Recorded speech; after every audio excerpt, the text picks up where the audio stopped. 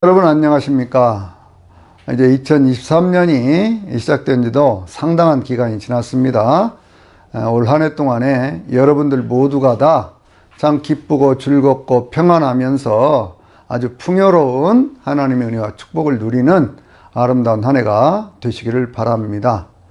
하나님께서는요, 이스라엘 백성들을 통해서 옛 언약을 이루어 가셨고, 그리고 이제 예수 그리스도를 통해서 새로운 언약을 맺어 가셨는데, 오늘은요, 특별히 이제 그 모세에 대한 세 번째 이야기 가운데, 특별히 19장에서부터 24장까지에 있는 그러한 말씀들, 출애굽기죠.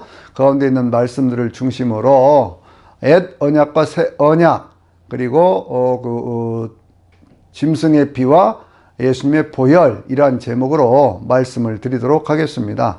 이제 그 다음 주에는요, 성막과 제사에 관한 그러한 말씀들을 드리고, 그 다음에는요, 모세의 설교와 모세의 그 삶의 마무리, 죽음에 관한 그러한 내용들로 이렇게 쭉 창세기서부터 시작해서 출애굽기, 레위기, 민수기, 신명기, 우리가 흔히 말하는 모세 오경에 대한 내용들을 정리해 보도록 그렇게 하겠습니다. 하나님께서는요, 아브라함을 부르셨죠. 아브라함이 갈대아 우르에 있을 때에 하나님께서는 아브라함을 부르시면서 말씀하시기를, 너는 내 고향, 친척, 아버지의 집을 떠나서 내가 너에게 보여줄 땅으로 가라, 이렇게 말씀을 하셨어요. 그러면서 하나님 말씀하시기를, 내가 너에게 큰 민족을 이루게 하고 너를 복을 주어서 내 이름을 창대하게 하리니 너는 복이 될지라, 라고 말씀을 하셨죠. 그러면서 내가 너를 축복하는 자는 내가 축복을 하고 너를 저주하는 자는 내가 저주하리니 천하 만민들이 너로 인하여 복을 받으리라, 라고 말씀을 하셨어요. 이것을 우리는 아브라함 언약, 그렇게 얘기를 합니다. 아브라함에게 주셨던 이러한 언약을 이루어 가시는 하나님은 아브라함이 애굽 땅에서부터 다시 들어갔다가 나와서 그렇게 해가지고는 이제 그 조카 롯이 포로로 끌려가는 그러한 전쟁의 현장에 그가 따라가서 조카 롯을 다시 데리고 오는, 되찾아오는 그러한 모습들을 보여주고 있지요. 그러면서 그 가운데 이제 그 살레망이었던 멜기세덱을 만나서 지극히 높으신 하나님의 이름으로 축복을 받고 그에게 11조를 드리는 그러한 모습들을 14장에서 보여줍니다.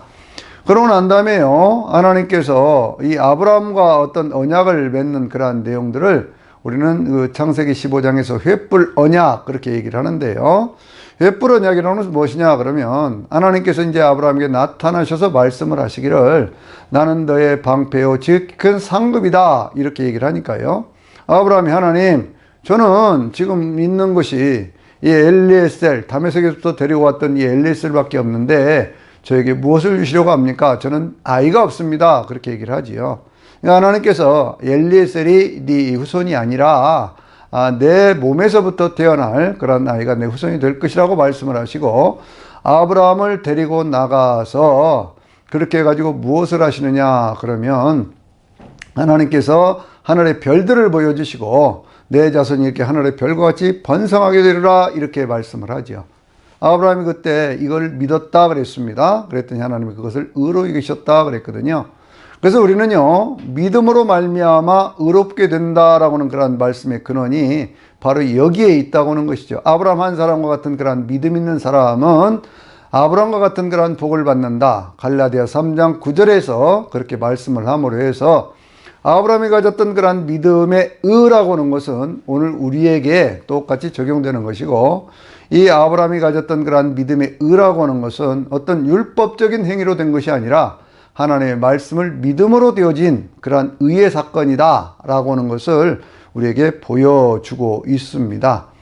이 아브라함에 대한 그러한 언약을 확실하게 하기 위해서 하나님과 아브라함이 맺었던 언약을 우리는 횃불 언약, 그렇게 얘기를 하죠. 창세기 15장을 보면 아브라함이 3년 된 암송아지와 3년 된 암염소, 3년 된 그 암양, 그리고 집비둘기와 산비둘기를 놓고 가운데를 쪼개어서 그렇게 하나님 앞에 제물로 드리면서 제단을 쌓는데, 가운데를 쪼갠다라고 하는 것은 서로의 생명을 건다라고 하는 그런 의미가 있어요. 그러니까 하나님 앞에서 하나님이 자기의 명예를 걸고 아브라함에게 이렇게 이루어 주시겠다고는 그런 약속을 하시는 그런 장면을 우리가 볼 수가 있는 겁니다. 아브라함이 깊이 잠들었을 때 꿈 가운데서 하나님이 환상을 보여주셔요. 여러분, 이 꿈이라고 하는 것은 우리가 인생을 살아가는 데 있어서 하나님의 계시를 받는 중요한 통로가 되는 거예요. 그래서 그 꿈에 대한 것들을 우리는 잘 해석해야 될 그러한 것도 우리에게 있는 것입니다. 이 꿈에 대한 그러한 모습을 통해서 하나님이 말씀하셨죠. 너희 후손들이 이제 400년 만에 그곳에서 큰 재물을 가지고 돌아오게 될 것이다. 그리고 4대 만에 다시 돌아오게 될 것이라고 하는 그러한 약속들을 통해서 이스라엘 백성들이 애굽에 들어가서 큰 민족을 이루어서 나오게 될 것에 대한 것들을 말씀을 하셨어요. 그러니까 하나님의 언약이라고 하는 것은 여전히 변함없는 그런 언약이 되어지는 것이죠. 그러니까 아브라함의 주셨던 그런 언약을 하나님께서 이스라엘 백성들을 통해서 이루어가는 것, 바로 그것을 우리는 엣 언약 이렇게 얘기를 하는 거예요. 그러면 엣 언약이라고 하는 것을 어떻게 이루어가느냐? 하나님께서 이스라엘 백성들이 그곳에서 이제 노예 생활을 하기 시작하면서 엄청난 숫자로 늘어나게 하셨죠. 한 200만 되는 그런 숫자로 늘어나게 하셨는데, 그러면서 그들이 종살이하고 있는 그러한 속에서 부르짖는 그 기도를 들으시고 아브라함과 이삭과 야곱에게 약속하셨던 그 모든 약속들을 기억을 하셨습니다. 그래서 그들을 구원해내기로 작정을 하셨고 모세를 보내어서 그 일을 이루어 가시는데 10가지 재앙을 통해서 이스라엘 백성들을 구원해내실 때에 하나님이 이 출애굽기 12장 12절에 있는 말씀 보면 그곳에 있는 신들을 심판하신다 이렇게 말씀을 하거든요. 그리고 그 피를 볼 때에 내가 그 피가 표적이 되어져서 그래서 내가 그 피를 보고 너희를 넘어가리라 말씀하시고 너희 가운데는 재앙이 임하지 아니라라고 이스라엘 백성들에게 약속하시는 것을 볼 수가 있어요. 이것을 우리는 유월절 사건 그렇게 얘기를 하는 것이죠. 이제 유월절에 이스라엘 백성들이 하나님의 구원을 받고 출발을 해서 그래서 어디를 건너갑니까? 홍해를 건너가고 또 마라라는 곳을 넘어가서 그래서 이제 미디안 광야로 나오기 시작하면서 그들이 만나와 메추라기를 먹는 그러한 사건들도 있고요.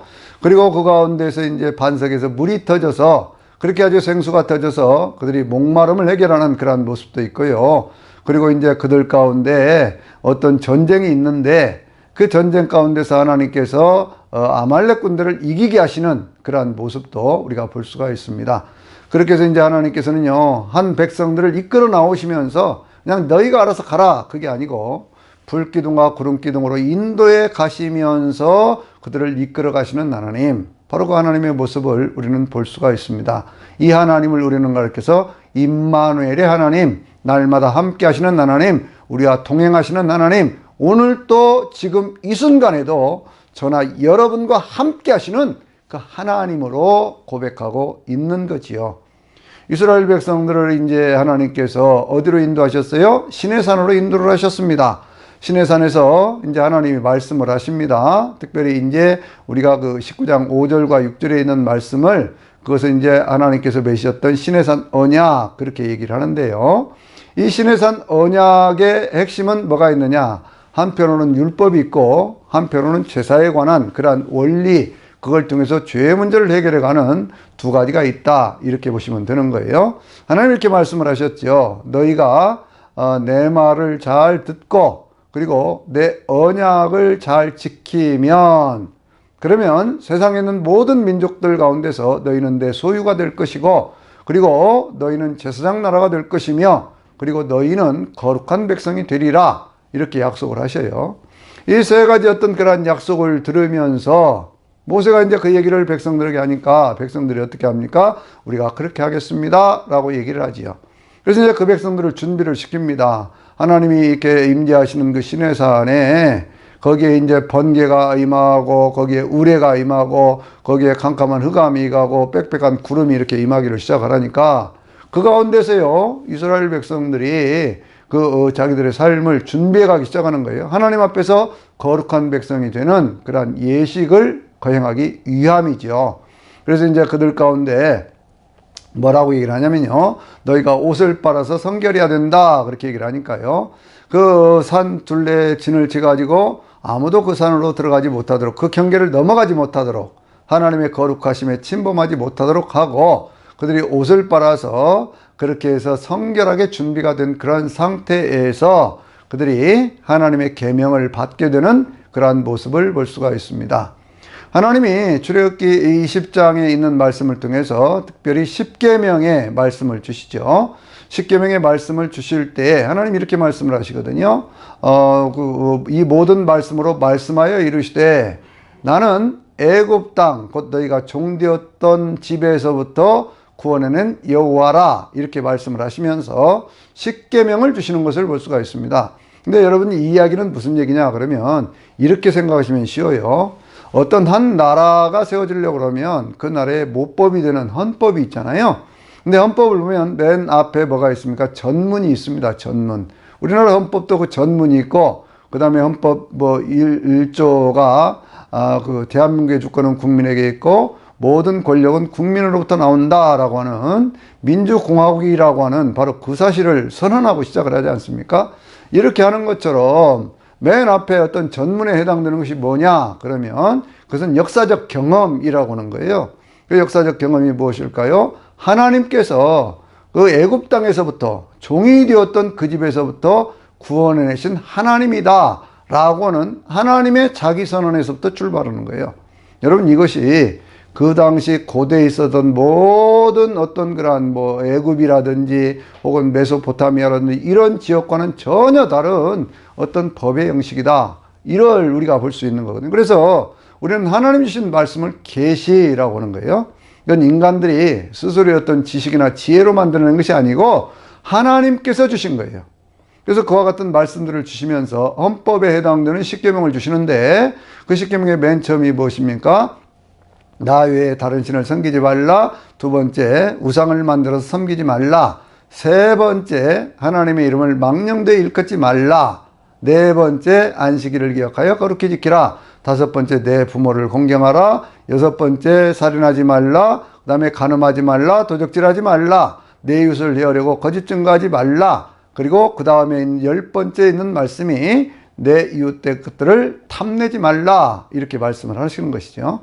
이런 말씀들을 이렇게 쭉 주실 때 이 말씀은요, 결국 하나님을 어떻게 섬길 것이냐, 그리고 이웃들은 어떻게 섬겨갈 것이냐라고는 그러한 말씀이 되어져 있는데, 이러한 말씀들 가운데서요, 특별히 네 번째 계명이 무엇을 얘기하고 있느냐 그러면 철저하게 인간들에 대한 그러한 삶의 배려를 주님이 말씀하고 있어요. 이 안식일 계명이라고 하는 것은요, 오늘날에는 이 안식일이냐 주일이냐 이런 것들에 대해서 시비를 걸고 나오는 사람들이 있는데, 이것은 성경을 오해하기 때문에 그런 거예요. 성경에 특별히 이제 제가 다시 한 번 더 말씀을 드리겠습니다만은 히브리서 10장 9절에 있는 말씀 보면 개혁할 때까지 있는 법이 있어요. 그러니까 이 법, 안식일법이라고 하는 것은 하나님께서 예수 그리스도의 부활 이후에 주일을 지키도록 만들어 가신 것은 하나님의 법에 개혁된 것, 이렇게 보시면 되는 거예요. 안식일에 대한 말씀을 하시면서 하나님은 그날에 내가 복을 주었다라고 말씀하시는데, 그날에 복을 준 것이 창세기 2장 1절에 3절까지 있는 말씀 보면 하나님께서 모든 것들을 다 만들어 놓으신 다음에 그날에 복을 주셨다, 이렇게 말씀을 하고 있거든요. 근데 그 복의 내용이 뭐냐 그거예요. 성경을 보면 하나님께서 일을 마치고 쉬셨다라고 하는 것 하나가 있고요. 또 한 가지는 뭐냐면 거기에 있는 모든 사람들, 왕에서부터 시작을 해서 이스라엘은 특별히 그때 왕이 없었잖아요. 모든 귀족들이라든지 혹은 뭐 주인들이라든지 종이라든지 거기에 있는 뭐 남종이라든지 여종이라든지 가축들이라든지 모든 것들을 쉬게 하라, 이렇게 말씀을 하거든요. 그러니까 이것이 결정적으로 다른 나라의 법과 다른 것이죠. 왜 다릅니까? 이 애굽과 같은 그들이 종살이 하던 그 집, 거기에서는요, 맨 위에는 누가 있습니까? 왕들이 있고, 그 다음에는 제사장들이 있고, 그 다음에는 군인들이 있고, 그 다음에 평민들이 있고, 그 다음에 노예들이 있거든요. 이스라엘 백성들은 그 땅에서 노예로 살았지 않습니까? 최하층민으로 살았어요. 그들에게 무슨 휴식의 시간이 뭐가 있겠습니까? 계속 노동에 시달리는 그러한 사람들인데, 하나님은 안식일법을 이렇게 주시면서 이 사람들의 인권을 보호하시는 그런 하나님으로 그렇게 말씀하고 있는 거예요. 그러니까 이것이 이 성경이 말씀하고 있는 그러한 세세한 내용들을 뭐 세세하게 풀어서 얘기할 수도 있지만은 가운데 핵심적인 어떤 그러한 말씀들 가운데 이 사람들에 대한 어떤 그러한 배려라고 하는 것이 굉장히 깊이 배어 있는 그러한 말씀들, 하나님을 잘 섬겨야 되고 인간들을 잘 서로 좋은 관계 속에서 살아가야 된다라고 하는 것을 말씀하고 있는 것이 십계명이죠. 그래서 이 십계명에 대한 어떤 그러한 내용들, 또 주어진 율법에 대한 내용들을 예수님께서 한 바리새인과의 대화에서는 이렇게 말씀을 하셨습니다. 한 바리새인이 찾아와서, 율법학자가 찾아와서요, 모든 선지자와 율법의 핵심이 무엇입니까? 라고 물었을 때 그 사람이 이렇게 대답을 했지요. 하나님을 사랑하되 마음을 다하고 목숨을 다하고 뜻을 다하고 힘을 다해서 주 너희 하나님을 사랑하고, 그리고 내 이웃을 내 몸같이 사랑하라. 이것이 핵심적인 내용입니다. 이렇게 대답을 했어요. 그래서 주님이 참 대답 잘했다 그렇게 말씀을 하는데, 이 내용은 신명기 6장 4절에서부터 5절에 있는 쉐마 이스라엘이라는 게 있어요. 이스라엘아 들으라. 너는 상천하지에 하나님은 오직 한 분이신 하나님이니 너는 마음을 다하고 뜻을 다하고 힘을 다해서 하나님을 사랑하라 라는 그런 말씀하고요. 레위기 19장 18절에 있는 말씀 보면 내 이웃을 내 몸같이 사랑하라 라고는 그런 말씀이 있거든요. 이 두 가지 말씀들을 결합해서 그렇게 대답하는 모습을 보면서 그것을 그렇게 칭찬하시는 그러한 모습을 볼 수가 있습니다. 그러니까 이 율법과 선지의 핵심은 뭐라는 거예요? 사랑이라고 하는 것이죠. 하나님 사랑, 이웃 사랑이라고 하는 것이죠. 그래서 이제 이와 같은 그러한 말씀들을 주시면서 하나님이 말씀을 하시니까요, 이스라엘 백성들이 아주 그냥 깜짝 놀래가지고 뭐라고 얘기를 하냐면요, 아이고 하나님이 직접 말씀하지 않고 당신 모세를 통해서 말씀하시면 좋겠습니다 이렇게 얘기를 하지요. 그러니까 하나님께서 다시 이렇게 쭉 말씀을 하십니다. 말씀을 하시면서 뭐라고 말씀하시냐면, 이제 너희가 하나님 앞에 제단을 쌓고 그 제단 앞에서 토단을 쌓고 그 제단 위에다가 번제와 어떤 그러한 소재 화목제와 같은 그러한 제물을 드려라 이렇게 말씀을 하시면서 아주 귀중한 그러한 말씀 한 구절을 말씀을 하셔요. 그건 뭐냐면 이 출애굽기 20장 24절에 있는 그러한 말씀을 보면은요, 하나님이 내 이름을 기념하는 모든 곳에서, 나를 기념하는 모든 곳에서 내가 너희에게 복을 주리라 이렇게 말씀을 하셔요. 이것도 역시 그 시대의 세계에서는 도저히 있을 수가 없는 그러한 얘기입니다. 하나님은 계속 이스라엘 백성들이 출애굽을 할 그때로부터 계속 이동했잖아요. 어떤 때는 이틀, 어떤 때는 한 달, 어떤 때는 1년, 그러면서 계속 이동해 가면서 성막 안에서 그 하나님께서 그들을 만나 주셨거든요. 그런데 그 당시에 에집트는 어땠습니까? 거기는 거대한 신전이 있고 또 거대한 왕들의 무덤인 피라밋과 같은 것들이 있어서 그것들이 어떤 제단의 역할을 하고, 그러면서 그것들의 그 끝이 하늘을 닫고 하늘문을 여는 곳이라고 생각을 해서 그곳에 있는 어떤 제사장이라든지 이런 사람들이 예배권을 독점을 하고 그 축복권을 독점하는 그런 모습들을 보여줬잖아요. 하나님은 아니시라는 거예요. 하나님은 전지를 만드신 하나님이시기 때문에 하나님의 이름을 기념하는 모든 곳에서부터 하나님이 복을 주겠다 이렇게 말씀을 하시는 거예요. 그러면서 하나님께서 하시는 그러한 말씀이 어떤 말씀이냐면, 너희는 토단을 쌓아서 이렇게 얘기를 하지요. 어떤 돌단을 쌓거나 또 이 돌단을 쌓더라도 다듬은 돌로 하지 말고 층계를 만들지 말고 그렇게 하라는 거예요. 여러분, 이 성막에 이제 하나님께서 성막을 만들라고 말씀을 하시는데, 성막의 맨 앞에 있던 번제단을 우리가 보면 번제단의 크기는요, 그것이 이제 가로 세로가 한 5규빗, 그러니까 2.5m, 높이는 3규빗, 그러니까 1.5m거든요. 근데 거기에서 제물이 드려지는 그때에 하나님께서 그들의 죄 문제를 해결해 주시는 그러한 모습을 우리가 볼 수가 있어요. 그러니까 이게 참 놀라운 얘기 아닙니까? 2.5m, 2.5m, 1.5m라면 그것이 얼마나 큰 크기겠습니까? 그런데 하나님은 하늘에 계신 하나님이시기 때문에 땅에 있는 것으로 무슨 형상을 만들어서 섬긴다든지 그래서는 안 되는 것이라고 말씀을 하시고, 하나님은 언제나 우리의 삶에서 함께 하시는 하나님이시다 라고 하는 것을 이미 그때부터 말씀을 하고 있는 거예요. 그래서 그 대원칙이 되는 그 십계명을 이렇게 쭉 주신 다음에 그 다음에 주시는 말씀이 21장부터 23장까지에 있는 그런 말씀들인데요. 이러한 말씀들은 전부 뭐냐 그러면 법규라고 얘기하고 있어요. 법규라고 하는 것은 뭘까요? 그것은 오늘 우리로 얘기를 하면요, 헌법이 있은 다음에 뭐가 있습니까? 법률이 있고, 법률이 있으면 거기에 대한 시행령 이런 것들이 있잖아요. 그러한 내용들을 쭉 말씀을 하시는 거예요. 그런데 놀라운 것은 뭐냐면 맨 처음에 주셨던 법규가 뭐냐? 종을 자유롭게 만들어주는 법, 바로 거기에서부터 출발을 하죠. 이게 아주 놀라운 얘기입니다. 어떤 종이 어떤 주인에게 한 6년간 이렇게 일을 했다 그러면 7년째가 되는 날은 무조건 풀어주어라, 그런 얘기예요.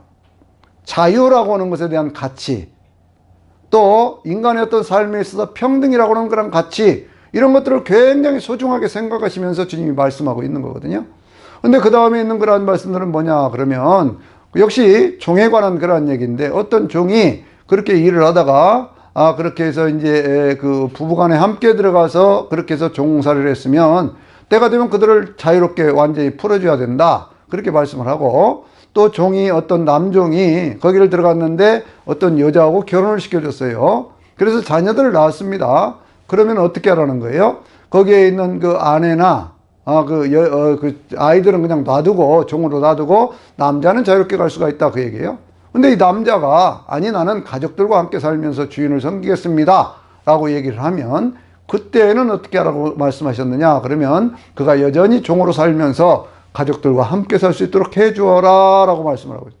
가족에 대한 그러한 문제를 굉장히 소중하게 말씀을 하고 있잖아요.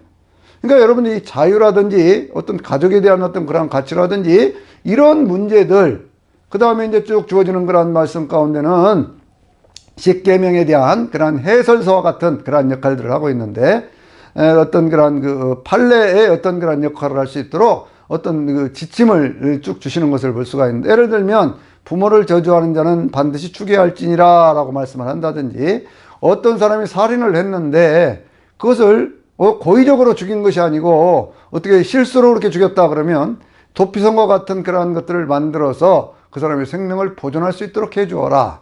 또 어느 때에는 도적이 들어와 가지고 한밤중에 도적이 들어와서 그 도적을 해치는 어떤 그런 경우가 있을 때 그때는 그냥 거기에 대한 벌을 줄 수가 없지만, 그러나 그 도적이 해가 밝은 데에 들어왔는데 그 사람을 상하게 해서 죽게 했다 그러면 거기에 대한 책임을 져야 된다라는 그러한 말씀도 하고요. 어떤 그러한 어떤 아이, 여자아이를 그렇게 이제 자기 집에 후처와 같이 들은 거예요. 후처. 그러니까 종으로 들였는데 후처와 같이 들였다, 그 말이에요. 그랬을 때는 그 여자아이에게, 그 여자에게 뭘 주라고 했느냐 그러면 먹을 것도 주어라, 의복도 주어라, 동침도 해야 된다, 그렇게 말씀을 하고 있어요. 그런데 주인이 그런 의무를 지키지 않는다 그러면 그 여자아이를 놓아주되 외국인에게는 팔지 말아라, 그렇게 말씀하고 있습니다. 인권이라고 하는 것을 얼마나 소중하게 여기는가, 그런 걸 볼 수가 있잖아요. 어떤 사람이 도둑질을 했습니다. 그러면 양을 도둑질했다 그럴 때는요, 이 소를 도둑질했다 그럴 때는 5배로 갚고, 양을 도둑질했을 때는 4배로 갚고, 갚을 것이 없다 그러면 자기 몸을 팔아서라도 그걸 갚아야 된다, 그렇게 얘기를 하고 있는 거예요. 그러니까 세세하게 어떤 그런 규정들을 말씀을 하시는데, 그 가운데 참 여러 가지로 재미있는 것 가운데 하나 우리가 꼭 익히는 어떤 그런 것들이 있죠. 그것은 뭐냐면 눈은 눈으로 이는 이로라고 하는 그런 법이 있는데, 그것은 뭐냐면 동태복수법, 우리가 그렇게 얘기를 하죠.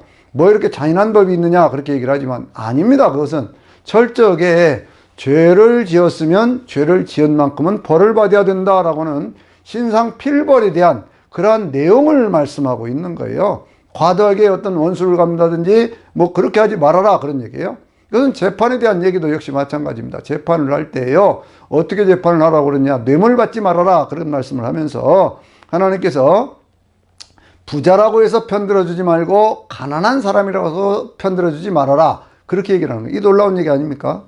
우리는 흔히 부자는 힘이 있으니까 편들어주기 쉽고 가난한 자는 멸시가 쉬워요. 그런데 하나님께서는 가난한 자라고 해서 편을 들어준다든지 부자라고 해서 편을 들어준다든지 하지 말고 판결은 공정하게 해야 된다, 그렇게 말씀을 하면서 또 뭐라고 말씀을 하냐면요, 그들 가운데 과부와 고아와 같이 연약한 사람들, 이게 약자보호법, 우리가 그렇게 얘기를 하는 것이죠. 그런 사람들을 억울하게 만들지 말아라. 과부나 어떤 고아들이 막 부르짖어 기도하면 내가 그것을 듣고 그 부르짖음을 듣고 반드시 거기에 보응하리라, 이렇게 말씀을 하는 거예요.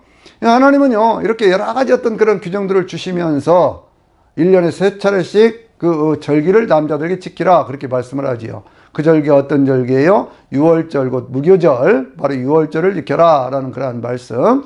또 한 가지는 이 오순절 맥주감사절을 지키라는 그러한 말씀. 또 한 가지는 수장절 추수감사절을 지키라 라고는 그러한 말씀들을 통해서 이스라엘 백성들이 꾸준하게 하나님과 동행하는 그러한 절기에 대한 그러한 말씀들도 주고 있는 것을 볼 수가 있습니다. 우상을 섬겨서는 안 된다라고는 그러한 말씀들을 쭉 하면서 하나님께서 그 모든 말씀들을 주셨어요. 그런데 이 모세가 하나님의 산이었던 호렙에서 내려와서 이스라엘 백성들에게 24장을 보면요, 그 이야기를 하지요. 그랬더니 이스라엘 백성들 우리가 그렇게 하겠습니다 라고 얘기를 합니다. 그러니까 이제 모세가요 12개의 기둥을 세워놓고, 이스라엘 백성들 12집 아닙니까? 12개의 기둥을 세워놓고 그 12개의 기둥을 세워놓은 뒤에 이 청년들을 시켜서 소를 잡게 해요. 그래서 소의 피를 여러 양푼에 담아가지고 절반은 그 제단 만들어 놓은 거기다 붓고, 또 그 다음에 나머지는 어떻게 하느냐 그랬더니 언약서를 가지고 이스라엘 백성들에게 그것을 듣게 하고, 그 가운데 70인의 장로들을 아론과 나답과 아비우, 나답과 아비는 누굴까요? 아론의 두 아들이죠. 제사장으로 구별된 나중에 그런 아들들인데, 그런 사람들을 불러놓고 백성들을 향해서 피를 뿌리는 거예요. 이 피 뿌리는 의식이라고 하는 것이 얼마나 중요한 것이냐 그러면 그들을 성결케 하는 그러한 의식인 거거든요. 히브리서 8장, 9장, 10장에 있는 말씀 보면 그러한 내용들이 아주 상세하게 나오고 있는데요. 그렇게 해가지고 그들과 이제 함께 하나님 앞에 언약을 체결하는 이러한 모습을 보여줘요. 그런데 이 언약을 체결하는 이 모습이 어디로 어떤 내용들을 이렇게 담겨져 있냐면, 그렇게 이제 피를 뿌려서 언약을 맺고 난 뒤에 70인의 사람들, 아론과 나답과 아비우와 함께 70인의 사람들과 함께 호렙산을 올라가는데, 거기에서 그들이 어떤 역사가 나타나느냐, 하나님을 비웠다 그랬어요. 하나님의 발밑은요 아주 청옥과 같고 그게 맑고 그리고 청명한 빛이었는데, 그들이 여기서 하나님을 뵙고 그 가운데서 서로 이렇게 먹고 즐기는 어떤 그런 잔치의 모습을 보여줘요. 근데 하나님께서 그의 거룩한 백성들을, 그의 구별된 백성들을, 그들을 존귀한 자들을, 그들을 하나님께서 치지 않았다 이렇게 말씀하고 있거든요. 이 존귀한 자라고는 그런 말씀은요 특별히 하나님께만 해당되는 그런 용어 가운데 하나지요. 하나님은 영광과 존귀와 찬송을 받으시기에 합당한 분인데, 그런데 이제 계시록 21장 26절에 있는 말씀 보면요, 땅의 사람들이 자기들의 영광과 존귀를 가지고 새 예루살렘 성으로 들어가는 그러한 모습들을 우리가 볼 수가 있거든요. 하나님과의 어떤 그런 언약이라고 하는 것은, 하나는 이러한 율법적인 법 체계가 있어요. 또 한 가지는 뭐냐 그러면 성막을 지어서 제단을 쌓는 그런 제사의 어떤 그런 원리가 있는 것이거든요. 이 두 가지가 같이 있어요. 율법과 어떤 그런 제사법, 또 한쪽에는 뭐가 있어요? 정결법, 어떤 것은 또 안식일법, 이런 법들이 전부가 다 어우러져 있는 것인데, 크게 보면 그냥 우리가 율법과 어떤 그런 제사법 이렇게 얘기를 하고 있는 것이죠. 그런데 이러한 법들이 이렇게 쭉 지켜져 가면서 이스라엘 백성들에게 하나님이 약속하신 온갖 좋은 것들이 하나도 남김없이 이루어지는 역사가 있죠. 그게 언제냐면 여호수아가 그 가나안 땅을 정복하고 난 뒤에 여호수아서 21장 45절에 있는 말씀 보면, 하나님께서 이스라엘 백성들에게 약속하셨던 온갖 선한 것들, 좋은 것들이 하나도 남김없이 다 이루어졌다 이렇게 말씀하고 있거든요. 하나님은 약속을 이루시는 하나님이에요. 그런데 하나님이 약속을 이루신 이 내용들에 대해서 이스라엘 백성들이 계속해서 지켜갔느냐 그거지요. 그걸 지키지를 않습니다. 그래서 에레미야서 31장 31절에 33절에 있는 그러한 말씀들을 보면은요, 그 가운데 어떤 얘기가 있느냐 그러면, 하나님께서 그날에 이스라엘 백성들과 새 언약을 맺겠다 그래요. 이스라엘 집과 야곱의 집과 새 언약을 맺겠다 그렇게 말씀을 하거든요. 그러면서 하나님의 말씀이 그들의 마음에, 하나님의 뜻이 그들의 생각 속에 있게 하겠다 그렇게 말씀을 하셔요. 왜 그러느냐 그러면, 새 언약이 필요한 이유는 뭐냐 그러면, 그들이 하나님의 뜻을 어겼다는 거예요. 하나님의 뜻을 어겼기 때문에 이제 그 언약을 갱신해서 새로운 언약을 맺겠다 이렇게 말씀을 하시는 거거든요. 그러면 그러한 언약, 새로운 언약이 맺어지는 것이 언제냐? 그것이 바로 예수 그리스도를 통해서 맺어지는 바로 십자가의 언약을 통해서 이루어지는 것이죠. 그러니까 여러분 이것을 잘 우리가 살펴봐야 됩니다. 예수님의 생애 전체는 뭐냐 그러면 새로운 언약을 맺어가시는 그러한 과정이에요. 처음 출발이 뭡니까? 임마누엘입니다. 하나님이 함께 하신다는 거예요. 하나님은 이스라엘 백성들과 언약을 맺으시면서 그들 가운데 말씀을 주시고 그들 가운데 성막을 지어서 이스라엘 백성들이 광야길 가는 기간에 늘 함께 하시는 그 한가운데서 또 맨 앞에 서서 함께 하시는 그러한 모습을 보여줬잖아요. 그 주님께서 공생애를 시작하시면서 맨 처음에 뭘 하셨습니까? 말씀을 주십니다. 그래서 이제 산상수훈이라고 우리가 말하는 그러한 내용들이 바로 그런 것 아니겠습니까? 이 마태복음 5장, 6장, 7장에 있는 말씀 보면 입을 열어서 주님께서 산 위에서 무리를 가리켜서 말씀을 하시기를 심령이 가난한 자는 복이 있나니 천국이 저희 것이며 라고부터 시작을 해서 또 마태복음 5장 17절에 있는 말씀 보면 주님께서는요 율법을 폐하러 온 것이 아니라 율법을 완성하러 왔다 이렇게 말씀을 하시잖아요. 그러니까 율법의 완성이라고 하는 것은 하나님께서 구약시대에 이스라엘 백성들과 시내산에서 맺었던 한 민족 이스라엘 통해서 맺었던 그러한 언약이 예수님을 통해서 온 인류를 구원하는 그러한 새로운 언약으로 바뀌어지는 그것이 율법의 완성이라고 하는 것이죠. 그래서 주님께서 그런 말씀들을 쭉 하시면서 마지막 십자가를 지실 때요 뭐라고 말씀을 하셨냐면 십자가를 지시기 전에 이런 말씀을 하셨죠. 뭐라고 말씀하셨어요? 마태복음 26장 28절에 있는 말씀 보면 식후에 잔을 드시고 이 잔은 모든 사람들의 죄를 많은 사람들의 죄를 사하기 위해서 흘리는 나의 피다 이렇게 말씀을 하셨어요. 또 뭐라고 말씀하셨느냐 그러면 누가복음 22장 20절에 있는 말씀 보면 이것은 내 피로 맺은 새 언약의 피다 이렇게 말씀을 하셨어요. 새 언약이라고 하는 말씀을 여기 하고 계시잖아요. 그러니까 하나님께서 이스라엘 백성들과 출애굽을 해서 시내산에서 맺었던 그러한 언약이 그것이 바로 율법의 언약이고 그것이 바로 제사의 어떤 그러한 언약을 통해서 백성들 자체가 스스로의 죄의 문제를 영원히 해결할 수 없는 그러한 문제였다면 그것을 해결할 수 있는 그러한 길을 열어서 영원한 천국으로 인도해 가시는 바로 그것이 하나님의 그 은혜의 역사, 새 언약의 역사다 그 말씀이죠. 그래서 예수님께서요 십자가를 지실 때 맨 마지막에 뭐라고 말씀하셨습니까? 다 이루었다라고 말씀을 하셨죠. 그럴 때에 요한복음 19장 30절은 다 이루었다고 말씀을 하시는데 그때 이 마태복음 27장 51절에 있는 말씀 보면요 성전 휘장이 위에서부터 아래로 갈려서 이게 둘로 쫙 갈라지고 지성소로 들어가는 그러한 문이 열려지는 것을 볼 수가 있어요. 이 내용을 히브리서는요 8장과 9장과 10장에서 아주 적나라하게 우리가 그렇게 말씀을 하고 있는데 뭐라고 말씀을 하냐면요 하나님께서 어떤 첫 번째 어떤 그런 대제사장으로 주님께서 이렇게 오실 때에 새로운 대제사장 오실 때에 첫 번째 언약이라고 하는 것이 8장 8절에 있는 말씀 보면 첫 번째 언약도 피 없이 된 것은 아니라는 거예요. 새 언약이라는 거예요. 그런데 새로운 언약이 이렇게 맺어졌을 때 왜 새 언약을 왜 맺게 되었느냐 그랬더니 8장 9절에 있는 말씀 보면 똑같이 에레미야 31장 30절에 있는 말씀과 같이 그들이 하나님의 말씀을 어겼기 때문이다 그렇게 얘기를 하는 거예요. 그래서 이제 하나님께 새로운 언약을 맺어 가시는데 그 새로운 언약을 맺어가는 것을 예수 그리스도의 몸과 예수 그리스도의 피를 통해서 이루어가는 것이다 라고 하는 것을 9장에서 말씀하고 있는 거거든요. 그러면서 이 9장 특별히 이제 10절에 있는 그러한 말씀을 보면 9절, 10절, 10절에 있는 말씀을 보면요 이 모든 예법들이라고 하는 것을 무엇을 말씀하고 있느냐 개혁될 때까지라고 말씀을 하고 있어요.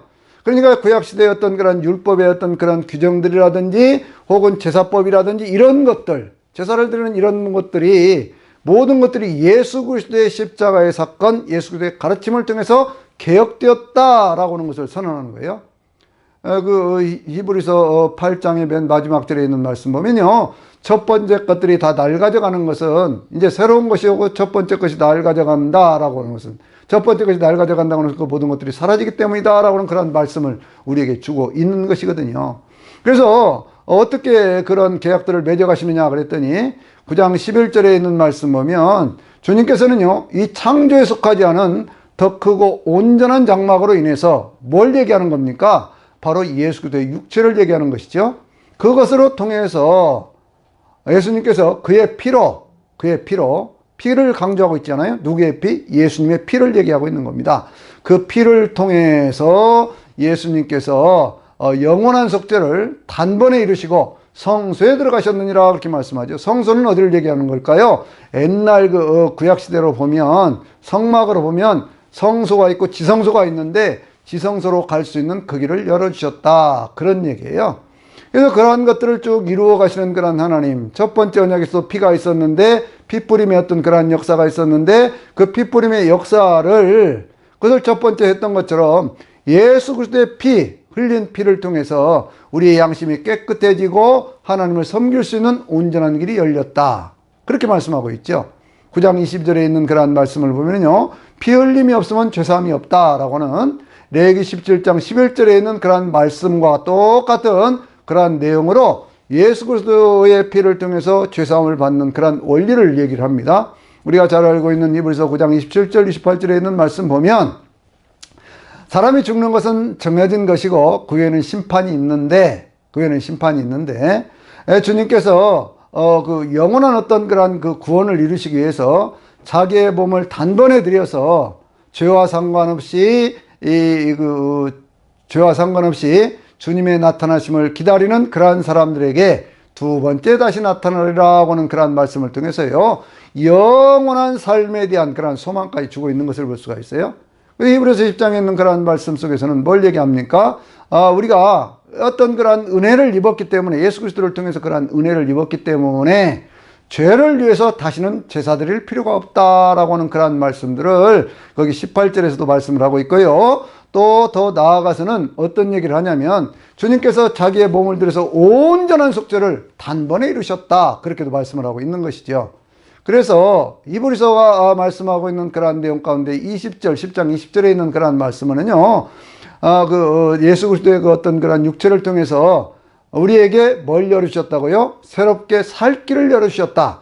그 육체는 곧 그 휘장이다. 라고는 말씀을 통해서 이 성전 안에 휘장이 찢어진 그러한 사건이 바로 예수 그리스도를 통해서 살아계신 하나님 아버지를 만나는 그러한 사건이다. 라고 하는 것을 우리에게 보여주고 있습니다. 이러한 사건들을 통해서 첫 번째 언약이라고 하는 것은 그것도 여전히 하나님께서 말씀을 주시고 짐승의 피를 통해서 맺은 그 앳 언약이라고 그러면 그 앳 언약을 통해서 어떤 그런 하나님께서 생활 속에 지켜야 될 그런 법들, 어떤 그런 것들을 쭉 가르쳐 주셨다고 하면 그 속에서 그 모든 것들을 지금은 다 지킬 수가 없잖아요. 우리가 지금 제사를 드립니까? 그리고 그 안에 있는 어떤 그런 율법적인 조문들을 다 지킵니까? 그 가운데는 폐기된 것들이 많이 있어요. 그러나 전부가 다 폐기된 것은 아니죠. 십계명에 있는 그러한 규정들은요, 우리가 여전히 지켜가야 될, 영원히 우리가 지켜가야 될 그러한 법들 아니겠습니까? 그러한 법들을 지켜야 된다고 하는 것을 계시록 12장 17절에 있는 말씀 통해서는요, 사단이 용이 땅으로 쫓겨났거든요. 하늘에서 싸워갖고 쫓겨났거든요. 쫓겨난 용이 여자의 후손들, 그러니까 이제 하나님의 백성들과 싸우려고. 그런데 뭘 싸우느냐 그러면 하나님의 계명을 지키며 예수의 증거를 가진 자들과 싸우려고 바다 모래 위에 서 있더라, 이렇게 얘기를 하고 있거든요. 그러니까 우리가요, 어떤 율법 폐기론자들은 모든 율법이 다 없어졌다, 사라졌다, 그렇게 얘기를 합니다. 그러면 여러분 생각해 보세요. 살인하지 말라, 간음하지 말라, 도적질하지 말라, 이런 말씀들 다 없어진 겁니까? 하나님을 섬겨야 된다, 온전히 하나님 한 분만 섬겨야 된다, 이런 법이 없어지는 겁니까? 이건 없어지는 법이 아니에요. 그 가운데 어떤 것들은 개혁되어져서 그것이 바꿔지기도 했지만 또 사라진 것도 있지만, 그러나 우리가 여전히 지켜야 될 그러한 법들이 있죠. 안식일이라고 하는 것은요, 특별히 이제 신약 시대에 예수님께서 안식일에 대한 어떤 그러한 교훈들을 많이 주시면서 안식일날 많은 병자들을 고칩니다. 18년 동안 귀신 들린 여자도 고쳤죠. 중풍병 걸렸던 사람도 고쳤죠. 38년 된 병자도 고쳤죠. 또 눈먼 태어나면서부터 소경되었던 사람도 고쳤죠. 그러면 주님께서 말씀하시기를 인자는 안식일의 주인이다 라고 말씀하세요. 왜냐하면 그날에 선을 행해야 되는데 그들이 이상한 어떤 그런 규정들을 만들어 놓고 그걸 지키지 못한다고 해서 사람들을 죄인으로 몰아가는 그러한 사회, 이것은 잘못된 것이다, 그런 얘기죠. 이 안식일법은 결국 무엇을 위해 주어진 거라고요? 인간의 생명, 인간의 자유, 이런 것들을 통해서 주어진 것이거든요. 구약 율법의 어떤 핵심적인 가치가 뭘까요? 그것은 자유와 평등과 해방과 그리고 어떤 그 사랑과 정의라고 하는 그런 큰 원칙이 있는 거예요. 그러니까 이런 큰 원칙은 그대로 지켜가야 되는 그러한 법들인 것이거든요. 그래서 이제 이러한 법의 핵심적인 그런 가치에 대해서 예수님의 십자가의 보혈이라고 하는 것을 얘기를 할 때, 그 에베소 1장 7절에 있는 그러한 말씀 보면, 우리가 그의 피로 속량 곧 죄사함을 받았다. 속량이라고 하는 것은 자유함을 얻었다. 그런 얘기거든요. 그 대가를 치루어서 자유를 얻게 해주셨다. 그런 얘기예요. 또, 그 요한계시록 1장 5절에서는 뭐라고 해요? 우리를 사랑하사 그의 피로 우리들의 죄에서 해방하여 주시고, 이렇게 말씀하잖아요. 그리고 우리를 나라와 제사장으로 삼으셨으니, 그렇게 말씀하고 있잖아요. 그러니까 이제 구약시대 이스라엘 백성들을 부르시면서 하나님께서는 그들을 어떤 제사장의 나라가 되고 거룩한 백성이 되게 하겠다고 말씀을 하셨는데, 신약시대 베드로 사도를 통해서 주셨던 말씀도 뭐라고 했어요? 너희는 왕같은 제사장이요 거룩한 백성들이다. 하나님의 기이한 덕을 선전하기 위해서 이렇게 만드셨다. 이렇게 말씀을 하고 있잖아요. 그리고 모든 죄에서부터 구원받고 영원한 천국으로 가는 것은 계약이 갱신되어서 이스라엘 백성들은 가나안 땅으로 인도해 갔지만, 그러나 오늘 우리는 세상에 있는 모든 나라와 족속과 백성과 방언들에서 구원받아서 예수 그리스도의 피로 씻김을 받고 하나님의 자녀가 되어서 그래서 영원한 천국으로 인도함을 받는 바로 그것이 새 언약의 내용인 것이에요. 그러니까 이 새 언약의 내용이라고 하는 것을 이 사도 바울은 이렇게 얘기를 하죠. 인간의 어떤 실존 문제에 대해서 깊이 고민을 했습니다.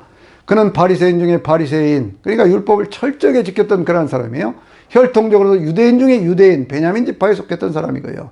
그러니까 율법에 별로 흠이 없이 그렇게 살아왔던 사람인데 늘 자기 안에 갈등이 있었어요. 어떤 갈등이 있었습니까? 하나님의 뜻대로 살고 싶은데 현실에서 그렇게 살지 못하는 그런 것이 있었어요. 그래서 자기 자신을 깊이 생각해 보면서 뭐라고 얘기를 하냐면, 로마서 3장 23절에 있는 말씀에는 모든 사람이 죄를 범하였음에 어떻게 한다고요? 하나님의 영광에 이르지 못한다라고 말씀하고 있고, 또 로마서 6장 23절에 있는 그런 말씀 속에서는요, 죄값은 사망이고 하나님의 은사는 그리스도 예수 안에는 영생이다, 이렇게 말씀을 하고 있는 거예요.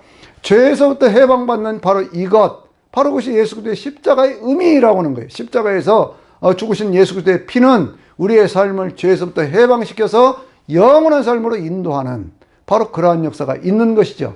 그래서 바울은요, 고린도후서 3장 6절에 있는 말씀 통해서 자기 자신을 가리켜서 뭐라고 얘기를 합니까? 우리는 새 언약의 일꾼, 그렇게 얘기를 하는 거예요. 여러분이 바울이 율법적인 어떤 그런 규정들을 통해서는 구원받을 자가 없다고 이렇게 그 갈라디아서라든지 이런 데서 계속해서 얘기를 하고 있느냐? 그것은 율법 전체가 폐기되었다, 그런 얘기가 아니라 율법으로는 죄를 깨달을 수 있지만, 그게 이제 그 로마서 3장 20절 21절에 있는 그런 말씀들인데요. 죄를 깨달을 수 있지만 율법의 행위를 통해서 온전히 구원받아서 하나님의 백성이 될 수는 없다, 그 얘기예요. 이스라엘 백성들은 레위기 16장에 있는 말씀 보면 대속죄일에 그들이 대제사장과 백성들의 죄를 속하기 위해서 그 어떤 제물을 드려서 하나님의 지성소 안에 있는 시은자 거기다 피를 뿌려서 1년에 한 번씩 그런 행사를 함으로 해서 그들의 죄의 문제를 해결하려고 했지만, 그러나 염소와 어떤 송아지의 피가 그것이 인간의 죄를 어떻게 해결하겠습니까? 1년마다 유예가 되는 것이죠. 그런데 그 모든 것들을 완성시켜 주신 분, 제사의 정신을 완성시켜 주고 율법의 정신을 완성시켜 주신 분, 그래서 옛 언약을 새 언약으로 바꿔서 모든 인류를 위한 구원의 문을 열어주신 분은 바로 예수님이시다, 그 얘기예요. 우리가요, 그것이 어디에서 완성되는가 그러면 새하늘과 새 땅에서 완성이 되거든요. 여러분, 새라고 하는 것은, 카이논이라고 하는 그러한 단어는요, 어떤 질적으로 새로워진다 라고 하는 그러한 의미와 함께 완성이라고 하는 그러한 의미가 있어요. 그러니까 하나님이 계획하시고 이렇게 그 계획하셨던 구원의 역사라고 하는 것이 새하늘과 새 땅, 처음 하늘과 처음 땅이 없어지고 바다도 다시 있지 않는 그러한 것, 하늘에서부터 하나님께로부터 내려오는 거룩한 성 새 예루살렘, 바로 여기에서 완성되어지는 거예요. 그곳에는요, 생명나무가 있고 또 거기에는 뭐 생명수가 흐르는 강이 있고, 바로 그곳, 그 나라, 빛으로 충만한 그 나라, 바로 거기에서부터 완성이 되어지는 것이거든요. 그래서 옛 언약을 통해서는요, 이스라엘 백성들이 한 민족으로서 제사장 나라가 되었는데, 그들이 하나님의 언약을 어김으로 해서 하나님이 주셨던 그러한 것들을 누릴 수 없고 그렇게 해서 포로로 끌려가고 계속 그러한 역사들이 이루어가지 않습니까? 포로에서 돌아와서 그들이 다시 한번 그 민족이 되려고 그랬지만 그들은 하나님의 뜻을 오해하고 있었어요. 그래서 어떤 안식일법이라든지 뭐 정결법 같은 것들을 내세워서 하나님의 백성이 되고자 했으나 그러나 그들은 그렇게 할 수가 없었다 그런 얘기죠. 끊임없는 제사를 통해서 그게 되겠습니까? 바로 그때 예수님께서 오셔서 임마누엘 신 하나님은 이러이러한 것들을 이렇게 하라고 말씀하신다고 하나님의 뜻을 가르쳐 주시면서 그 사랑 때문에 친히 자기의 몸을 들여서 우리 인생의 모든 죄를 용서해 주시고 하나님 앞에 온전히 들어갈 수 있는 그러한 길을 열어주신 것이죠. 이것이 새 언약이라고 하는 것입니다. 그래서 저나 여러분은요, 언제나 주님이 주셨던 그러한 복음 안에서 예수 그리스도의 보혈의 능력에 힘입어서 성령님과 함께 동행하는, 그래서 로마서 8장 1절과 2절에는 뭐라고 말씀하고 있습니까? 그러므로 이제 그리스도 예수 안에 있는 자는 정죄함이 없나니 생명의 성령의 법이 죄와 사망의 법에서 너희를 해방하였음이라, 우리를 해방하여 줬음이라, 이렇게 말씀하고 있잖아요. 이런 자유로움이 저나 여러분에게 있는, 참으로 새 언약 가운데 살아가는 저나 여러분들 되시기를 주의 이름으로 축원합니다.